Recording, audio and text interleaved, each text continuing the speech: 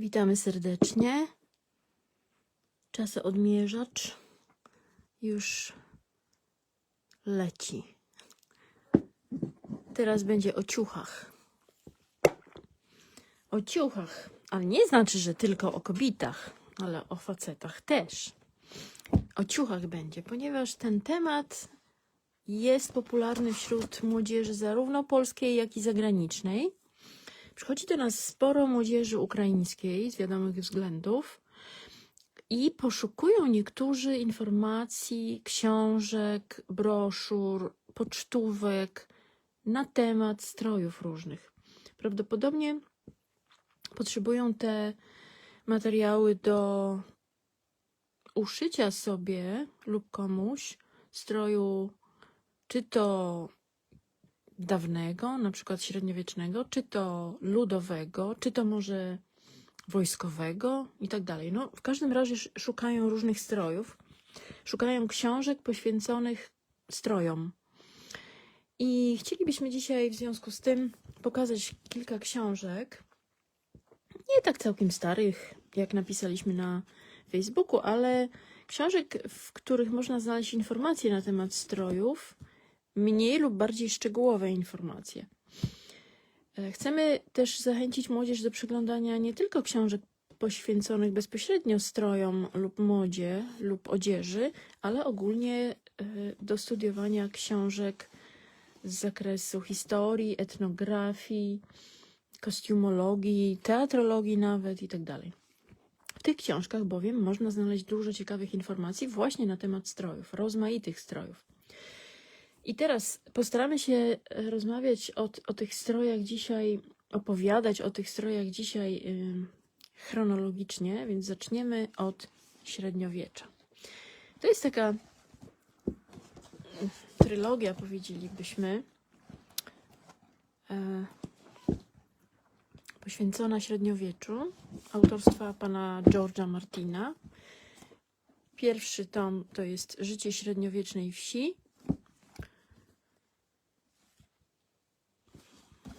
Ten to jest tom Życie w średniowiecznym zamku, a ten tom to jest Życie w średniowiecznym mieście. I teraz, w zależności od tego,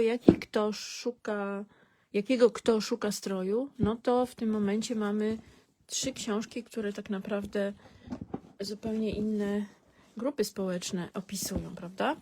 Tutaj mamy mieszczan oraz plebs. Tutaj mamy rycerzy, królów, królowe, księżniczki, służbę dworską.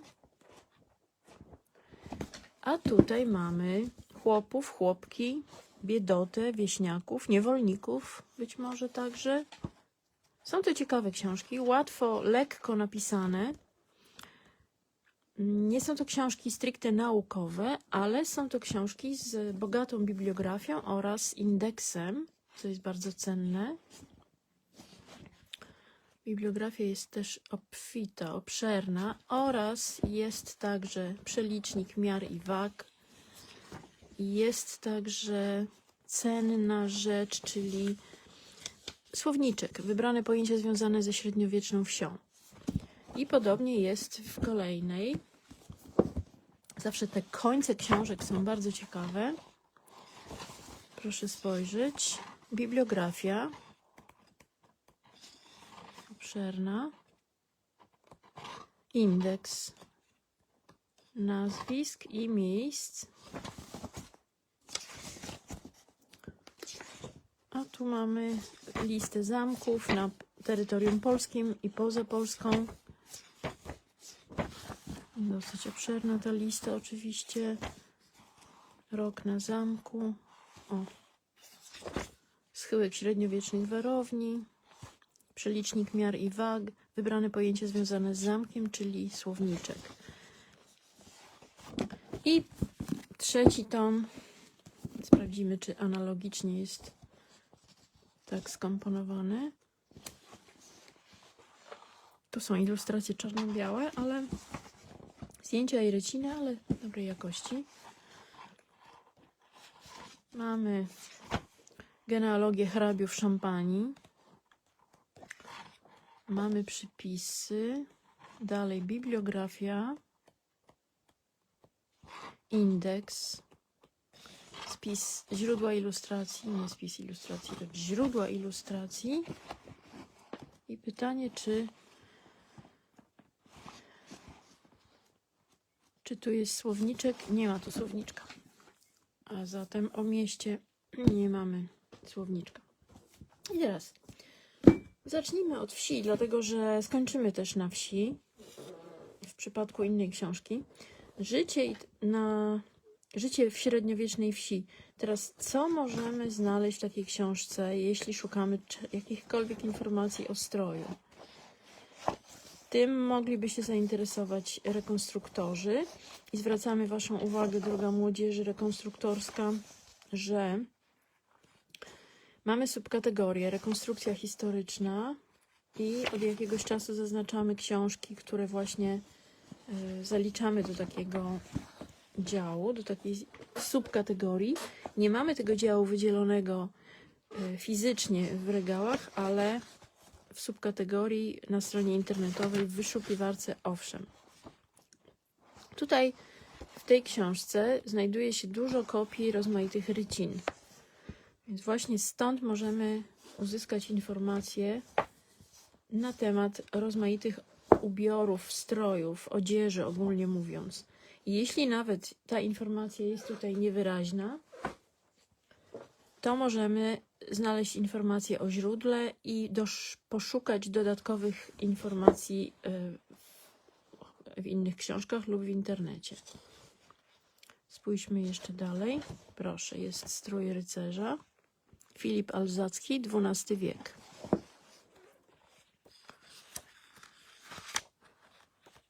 Przeszukamy tylko jedną. Dalej. Chłopi.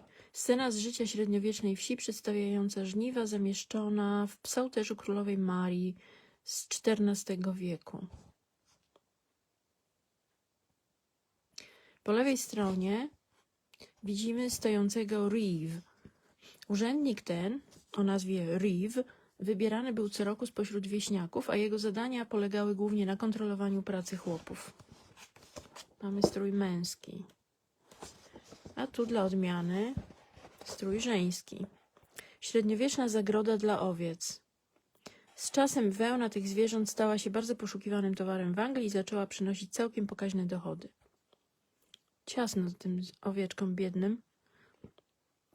A tu pewnie wynoszą mleko po udoju. Przecież nie wiemy, czy on strzyże, czy doi. Nie. O, ta pani doi, a ten chyba strzyże. Ale to jest być może symboliczna rycina. To raczej nie odbywa się jednocześnie, jak nam znajomi zawsze podpowiadają. Zresztą mamy też wiedzę własną z doświadczeń rodzinnych, domowych. No albo ktoś doi, albo ktoś strzyże. Te dwie czynności nie zachodzą jednocześnie. Jest strój żeński, średniowieczny.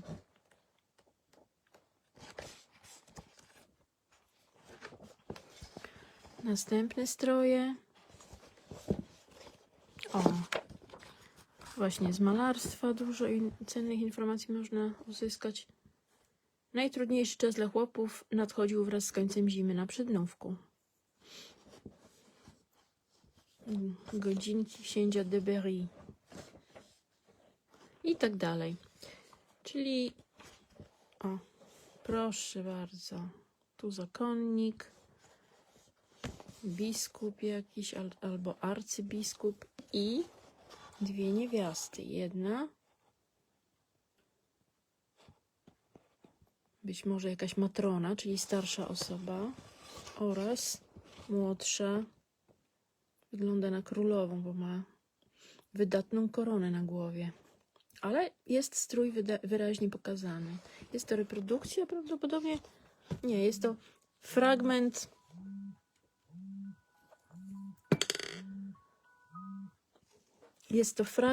XV-wiecznego fresku z kościoła w Słowenii autorstwa Johannesa aus Kastav, ilustrujący tzw. taniec śmierci. O, i jeszcze jedna ilustracja, która pokazuje stroje średniowieczne. Tutaj są znowu mężczyźni z cepami w rękach i coś robią. Mucą zboże prawdopodobnie.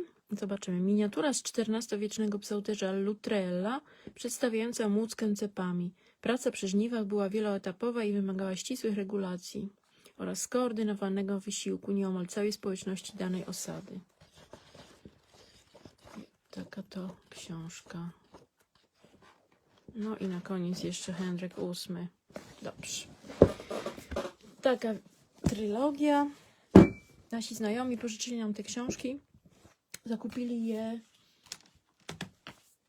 Mówili, że zakupili je w wieży rycerskiej w Siedlęcinie. Teraz chcemy wam pokazać inną książkę, która jest poświęcona modzie i która została wydana przez Instytut Pamięci Narodowej. I proszę spojrzeć, jakie piękne ilustracje. To jest przebogato ilustrowana księga.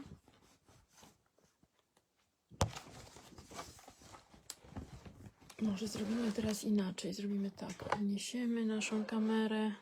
O, i pokażemy wam tak.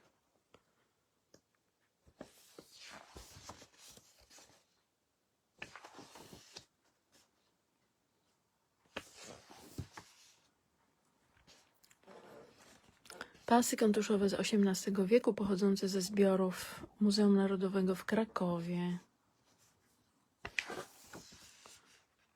Staloryt przedstawiający uchwalenie Konstytucji 3 maja. Miedzioryt przedstawiający Stanisława Augusta. A to jeszcze nie wszystko. Patrzcie, co dalej. Kubki. Pamiątkowy kubek ozdobiony monetami z oblężenia Zamościa. O Zamościu jeszcze dzisiaj będzie. Tu taka piękna filiżanka z wizerunkiem, z popiersiem Napoleona. Rozdział 4. Do broni pod znakiem orła i pogoni. Powstanie listopadowe. I odzież z powstania listopadowego. Pierścienie, medale, zawieszki różne.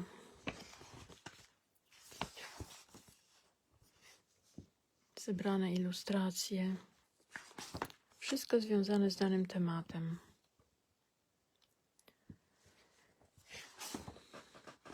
Bohaterowie powstania. Strój narodowy. To jest 20 maja 1848 rok. Dziennik Mód Paryskich. Wyobraźcie sobie, że mamy u nas Dziennik Mód Paryskich. Czeka na adopcję. Czeka na wzięcie do domu. Na zakup przez kogoś z was, być może. Rozdział 5. Zew wolności. Moda powstania styczniowego, czyli mamy 1830 rok. Wczoraj mieliśmy rocznicę, więc niedługo dojdziemy do tej rocznicy.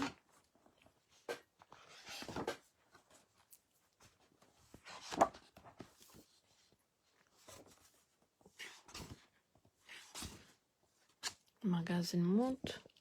Walery Żywuski. Portret Emilii i Walerii Nurkowskich w żałobnych strojach patriotycznych. Krynolina. I panowie. I stroje. Wojsko powstańcze.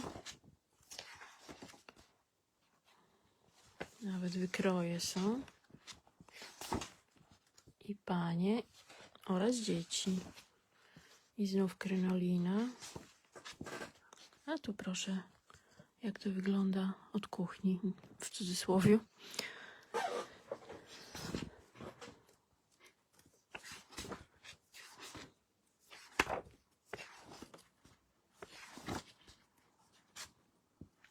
Biżuteria więzienna była pamiątką cierpień.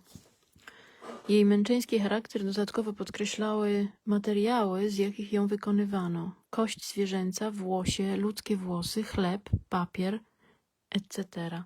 Zbiory Muzeum Narodowego w Krakowie.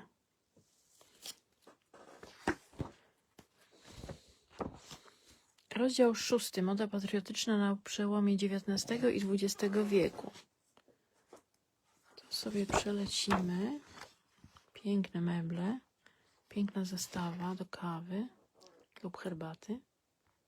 A, do kawy i herbaty. To jest do kawy, a to jest do herbaty. Proszę, moda mieszczańska inspirowana Podhalem. O sukni polskiej, strój spacerowy. A tu turystki. W 1906 roku w Dolinie Kościeliskiej. Piękne stroje. Piękne buty. I lecimy dalej. Chcemy szybciutko przelecieć do 1918.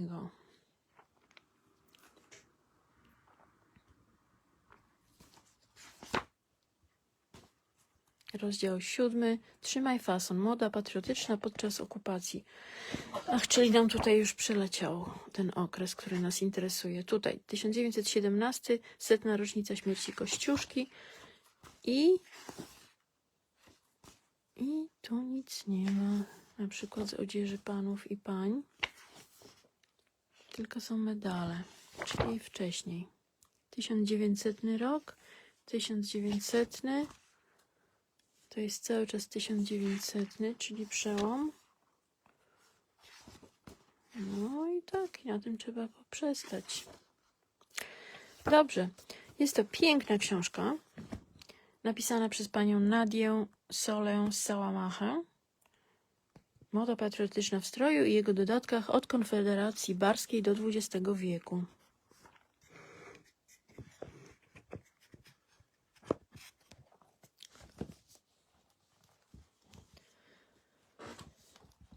A teraz poświęcimy troszkę czasu Atlasowi Polskich Strojów Ludowych. I tak na to, żeby połączyć wątek tego średniowiecza i współczesności, i rekonstrukcji, i wsi, to chcemy wam zacytować jedną rzecz. To jest numer poświęcony strojowi międzyrzecko-babimojskiemu, lubuskiemu inaczej. I tutaj jest rozdział 5, szczegółowy opis ubioru męskiego. I tu jest takie zdanie.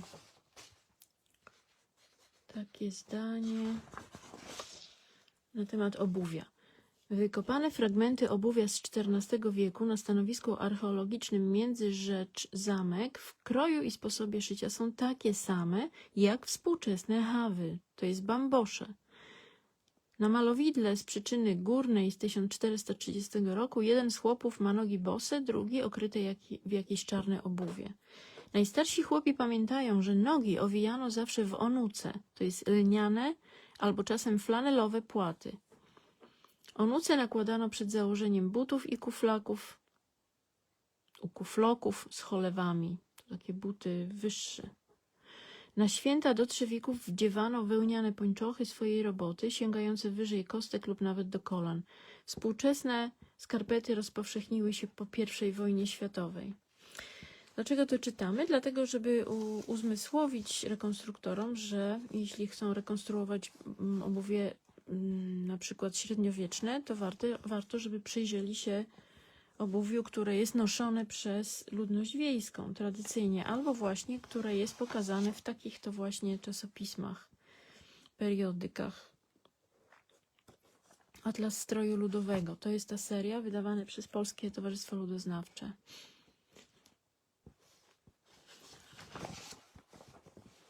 Tu jest bardzo dużo informacji i właśnie szczególnie dla pań, które potrafią szyć, dlatego że w tych czasopismach są pokazane wykroje. Nie są to dosłownie wykroje 1 do 1, tylko formy, jakie trzeba wyciąć, ale ponieważ te stroje są szyte z bardzo prostych kawałków materiału, tkaniny, to w zasadzie wykroje nie są tutaj niezbędne. Na przykład jak się szyje czepiec. I ten czepiec może być uznany za ludowy, natomiast może też być uznany za po prostu czepiec miejski, bo miejskie były szyte podobnie, ale inaczej były zdobione.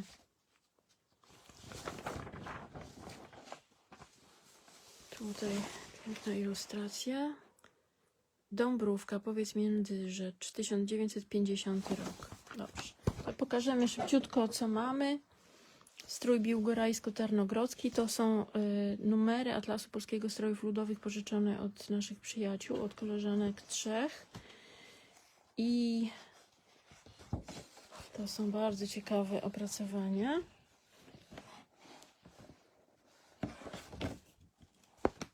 Strój cieszyński.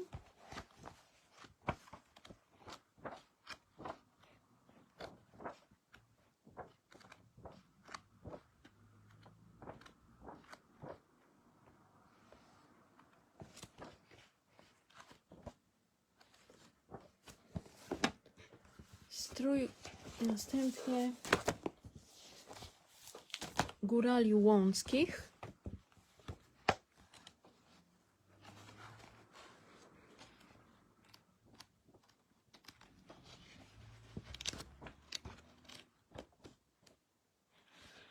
Proszę, tu jest o obuwiu, zaraz wrócimy do niego. To jest zawsze ciekawy temat. Szczególnie teraz, kiedy ktoś chce sobie zrobić cichobiegi na przykład. Buty polskie zwane karbiokami. Miały cholewy wysokie, sięgające pod kolana, sztywne, zszywane z dołu, marszczone. Owe karby w Łącku zwano również harmonią, z bludzy miechami, w zasadnym z grubami. Biedniejsi nosili buty węgierskie, wogiersocki albo wogierzcoki. I proszę, kierpce szyte w kostkę i szyte w rzemień. Kierpce z nawłokami z miejscowości Zasadne. Sposób mocowania kierpca do nogi i kapce. A tu już pas.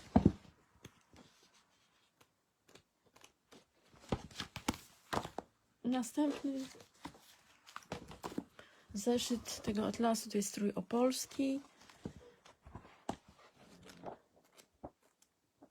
Jeśli jesteście tym zainteresowani, to zwróćcie się do Polskiego Towarzystwa Ludoznawczego w tej sprawie. Strój lachów szczyżyckich.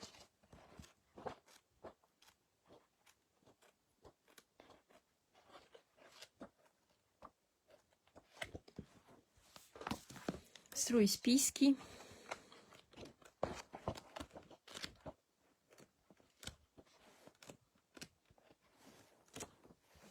O, i znowu kierpce były. Z Jurgowa, powiat Nowy Targ. Widok ogólny i sposób sznurowania przedniej części.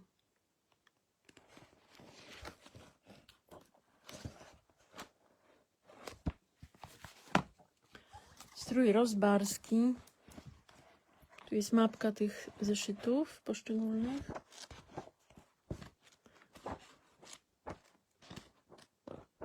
Patrzcie, jakie piękne baby w chustach. Kobiety w szałtuchach. Szałtuszki. Szaltuszki, przepraszam. Szaltuszki.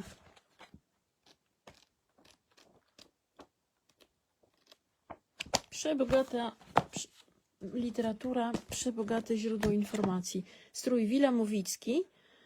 To jest bardzo ciekawa grupa etniczna.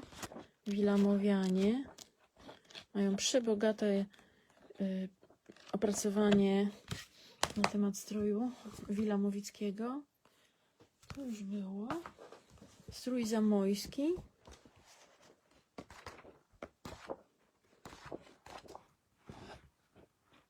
I znowu chodaki tym razem, nie kierpce, tylko chodaki, bo kierpce to jest określenie z gór, społeczności górskich. A te same buty, podobne bardzo, nazywano na nizinach lub na wyżynach chodaki. I na koniec coś zupełnie nowoczesnego, to znaczy książka, która została wydana nowocześnie, współcześnie, ale traktuje historycznie o butach. Buty. My bardzo lubimy temat butów. To jest bardzo ciekawa książka. Historycznie ujmuje o różnych butach.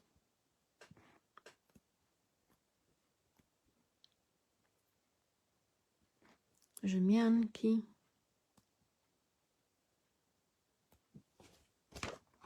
Jednocześnie dużo ilustracji pokazanych jest modowych, stricte modowych, z wybiegów modowych. I malarstwo także, rzeźba i buty współczesne, wyjątkowo kultowe. I to jest książka z roku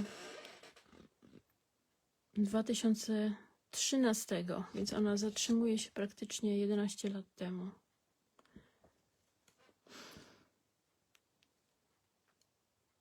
Dziękujemy za uwagę i zapraszamy do nas pomiędzy regały. Szukajcie książek. Opowiemy o strojach także.